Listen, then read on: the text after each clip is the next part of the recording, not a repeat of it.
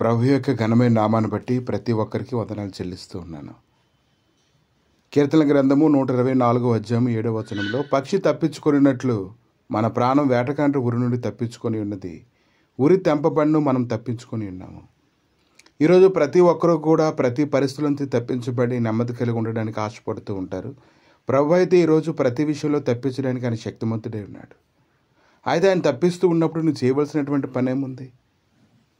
నువ్వు చేయవలసిన పని అయితే ఉంది. మార్కు సువార్త 8వ అధ్యాయము 1వ వచనంలో, ఆ దినములలో మరొకసారి బహుజనులు కూడి రాగా వారికి తిననేమీ లేనందున యేసు తన శిష్యులను తన యొద్దకు పిలిచి, జనులు నేటికి 3 దినముల నుండి నా యొద్దనున్నారు, వారికి తిననేమీ లేనందున నేను వారి మీద కనికరపడుచున్నాను. నేను వారిని ఉపవాసంతో తమ ఇంట్లోకి పంపివేసిన ఎడల మార్గంలో మోర్చిపోదురు, వారిలో కొందరు దూరం నుండి వచ్చి ఉన్నారని వారితో చెప్పాను. అందుకు ఆయన శిష్యులు, ఈ అరణ్య ప్రదేశంలో ఒకడు ఎక్కడి నుండి రొట్టెలు తెచ్చి వీరిని తృప్తిపరచగలడని ఆయన్ని అడిగిరి. ఈ దినాన మన ప్రతి పరిస్థితి కూడా ఆయన ఎరిగి ఉన్నారు. మనం ఎలా ఆలోచన చేస్తున్నామో ఆయన ఆలోచన చేస్తూ ఉన్నారు. ఆయన ఏదైతే మాట్లాడుతున్నారో దాని ఎందుకు మన లక్ష్యం ఉంచామా లేదా అనేది ఆయన చూస్తూ ఉన్నారు. ఈరోజు ఆయన సన్నిధికి రావడమే కాదు, కానీ ఆయన మార్గములన్నింటిలో శ్రద్ధగా వెతికి ఆయన మాటలు గ్రహించుకొని ఆయన ఏదైతే ఆలోచన చేస్తూ ఉన్నారో అదే ఆలోచన మన హృదయంలో నివాసం చేయాలని ఆయన కోరుకుంటూ ఉన్నారు. అప్పుడు ఆయన, మీ వద్ద ఎన్ని రొట్టెలు ఉండమని వారిని అడగగా వారు 7. అప్పుడు ఆయన నేల మీద కూర్చుండని జనులకు ఆజ్ఞాపించి ఆ 7 రొట్టెలు పట్టుకొని కృతజ్ఞతాస్తులు చెల్లించి విరిచి వడ్డించుటకే తన శిష్యులకు ఇచ్చాను. వారు జనసమూహంలోకి వడ్డించి కొన్ని చిన్న చేపలు కూడా వారి వద్ద నుండగా ఆయన ఆశీర్వదించి వాటిని కూడా వడ్డించడని చెప్పాను. వారు భోజనం చేసి తృప్తి పొందిన మీదట మిగిలిన ముక్కలు 7 గంపల నిండా ఎత్తిరి. ఇంకా భోజనం చేసి వారు ఇంచుమించు 4,000 మంది. కనుక ఈ దేవుడు మన ప్రతి అవసరతను ఎరుగున్నాడు. ఆయన ఏదైతే మాట్లాడుతున్నాడో మనం గ్రహించాలి. ఆయన కొన్నిసార్లు మనం ఎలా ఆలోచన చేస్తామో మనకు తెలియడం కోసం ఆయన మనతో మాట్లాడుతూ ఉంటారు. ఆ తర్వాత వారిని విడిచి మరలా ధోని ఎక్కి 13వ వచనంలో చూసినప్పుడు, వారు తింటకు రొట్టెలు తెచ్చడం మర్చిపోయి ధోనిలో వారితో ఒక రొట్టె తప్ప మరేమీ లేకపోయాను.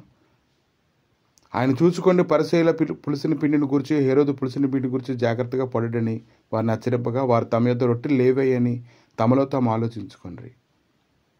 ప్రభు అయితే ఒక విషయం మాట్లాడుతున్నారు, వారైతే వేరొక రకంగా ఆలోచన చేస్తున్నారు. ఈరోజు ప్రభు మనం విడిపించాలని, పక్షి తప్పించుకోవడానికి, వేటగాని ఊరి నుంచి తప్పించుకోవడానికి మనకి ఆయన మార్గాన్ని సరళం చేస్తున్నప్పుడు ఆయన ఒకటి మాట్లాడుతుంటే మనం ఒకటి మాట్లాడుతూ ఉంటాం. మార్కు సువార్త 8వ అధ్యాయం 17వ వచనంలో, యేసు అది ఎరిగి, మన ఇద్దరు రొట్టెలు లేవి అని మీరు ఎందుకు ఆలోచించుకొనిచున్నారు? మీరు ఇంకనో గ్రహింపలేదా, వివేచింపలేదా? మీరు కఠిన హృదయాలు గలవారై ఉన్నారా? మీరు కనులుండి చూడరా, చెవులుండి వినరా, జ్ఞాపకం చేసుకొనిరా. నేను 5,000 మందికి 5 రొట్టెలు విరిచి పంచి పెట్టినప్పుడు మీరు ముక్కలు తిని ముక్కలు ఎన్ని గంపలండి ఎత్తితిరని వారిని అడిగిన, వారు 12 అని ఆయనతో చెప్పిరి. ఆ 4,000 మందికి 7 రొట్టెలు నేను విరిచి పంచి పెట్టినప్పుడు ముక్కలు ఎన్ని గంపలండి ఎత్తితిరని ఆయన వారిని అడగగా, అందుకైనా మీరు ఇంకనో గ్రహింపుకున్నారా అని వారిని అడుగుతూ ఉన్నారు. కనుక ఏదైనా ప్రభు ఏదైతే మాట్లాడుతున్నారో అది మనం స్పష్టంగా గ్రహించుకునేటువంటి గ్రహింపు కలిగిన శక్తి కలగాలంటే ఈరోజు ఆయన గుమ్మం గడపల యొద్ద మనం కనిపెట్టుకొని ఉండాలి. లేకపోతే పక్షి తప్పించుకున్నట్లుగా ఎలా తప్పించుకోగలుగుతారు? వేటగాడి ఊరి నుంచి మీరు ఎలా విడిపించబడగలుగుతారు?